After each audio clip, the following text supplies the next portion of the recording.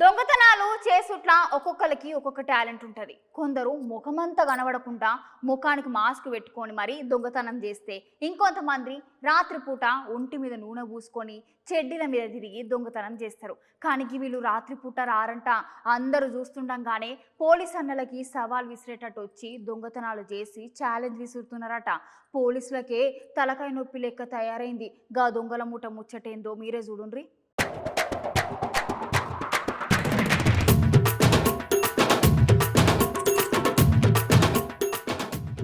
నీ దొంగలు పాడుగాను. చెడ్డి గ్యాంగ్ ని చూసింటో మొన్నటికి మొన్న సుత కొత్త చుడిదార్ గ్యాంగ్ సుత తయారైంది. ఇప్పుడు ఇక కొత్తగా ఇంకో దొంగల మూట మోపైందోలా. గదే బావరియా గ్యాంగ్ అంట.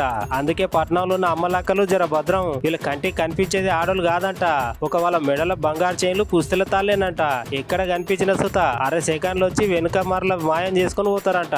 ఈ దొంగలు చేయబట్టి ఆడోళ్ళు అయితే పాపం మెడల సొమ్ములు సుత మెడలు వేసుకొని తిరుగుడే బంద్ చేసిర్రు. అన్ని ఇంట్లోనే పెట్టుకొని బయటకు వస్తుర్రు. వీళ్ళు ఉత్తరప్రదేశ్ కి వెళ్ళి వచ్చి పట్నం మకం వేసిర్రట. పట్నంలో ఉన్న జవహర్ నగర్, షామీర్పేట, మేదీపట్నం ఇట్లాంటి పట్నం శివార్ ప్రాంతాలలో పొద్దంతా గస్తీ కాసి మరీ దొంగతనాలు చేస్తున్నారట. ఆ మొన్న తయారు గ్యాంగ్ అని ఒకటి వచ్చింది. ఇక వాళ్ళైతే దొంగతనాల కోసం మనుషుల పానాలు తిత్తానికి సుత వెనుకడుగు వేస్తలేరంట. పట్నంలో ఉన్న జనాలు సుత వీళ్ళ భయానికి బిక్కు బిక్కుమంటున్నారు. అయితే వీళ్ళు గిన్నిగానం చేసినా మరి పోలీస్ అన్నలు పట్టుకుంటలేరా అంటే పోలీస్ అన్నలు సుత మస్తుగా తిరుగుతున్నారట.